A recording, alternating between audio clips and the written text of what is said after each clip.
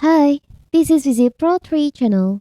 In today's video, I will show you how to fix battery percentage not showing on MacBook.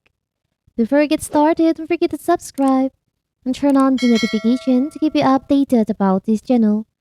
So, let's go. Laptop are wonderful things. A desktop computer is useful, yes, but you can only use it in a single location. With a laptop, with a MacBook, you can take your computer with you and have access to it wherever you are. If you're a coffee lover, for example, you can go check work in your local coffee shop for change scenery.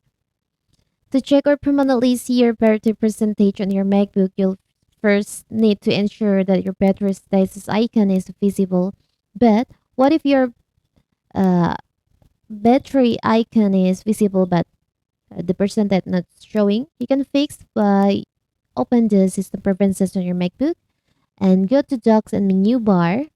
You can scroll down and click on battery. And in here, you can see there is an option show percentage. You can just click on the checklist on that. And here, now you can see on the menu bar beside your battery icon on your MacBook, the percentage is now showing. It's a simple right. So that is how to fix battery percentage not showing. Don't forget to like and subscribe and turn on the notification to keep you updated about this channel. Thank you and see you.